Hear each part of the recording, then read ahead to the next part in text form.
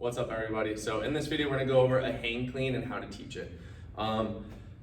So remember, if you're teaching the movement, it's always good. I like to start with the lighter weights because, for one, not less likely to hurt themselves, and then two, they can actually get the movement down to where if they can master a lightweight, the second they jump into a heavyweight, they've already got the movement down because they know how to control their own power. Okay. Remember, this is a power exercise, so the idea, the intent behind it, eventually with the right weight, is to be fast and explosive. But when they're first learning it, it's probably not going to be super explosive just because they get the mechanics down. Okay, so if they're going off, if they're moving slow at first, as long as they're not going to hurt themselves, they're pretty good with it. So on the hang clean, it looks like this. There's variations to this all the way through. Okay, so like you can have a staggered stance, right? You can start in a dip position, right? So those knees are coming forward, or in a hinge position as well. It depends where people's issues lie. So if they have knee issues, they're going to go to hinge. If they have lower back issues, a dip is always solid. Okay. So I'm facing my center line right here. Abs nice and tight. Take my breath. I'm going to dip. Palm is facing me. You're going to pop the hips, pull the elbow back, and then drive the elbow forward. Okay. You want to have a loose grip, and you want to be able to bypass this. Okay.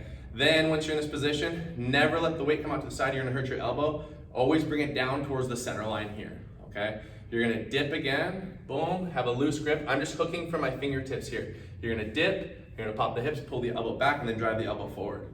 All right, so from a side profile, I bring it down to my center line. I'm going to dip, elbow comes back, drive the elbow forward.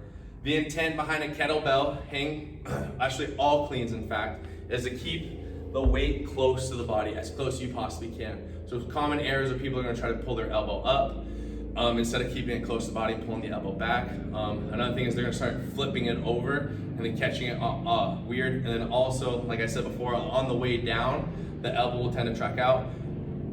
With those people, they tend to also catch it and let the kettlebell control them and start yanking them out this way. They're pretty much putting themselves in like a key lock submission, and they're gonna hurt their elbow really bad, all right? So in slow motion, just so you can see this, I'll have a tight grip. You're gonna dip, all right?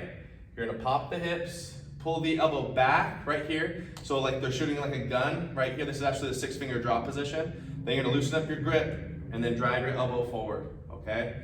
You're actually going to bypass this whole motion, this part of your hand where the calluses tend to be at, all right? And then come back down to the center line. So loose grip, boom, elbow back, and you can even spear it, okay? So you can use different cues, spearing or just punching the elbow forward. As long as they're doing it relatively fast from the 6-finger draw position, and they're driving their elbow and just punching their hand through, so they're spearing through the handle. And that's going to make it so where they catch it in this proper position, in the rack position.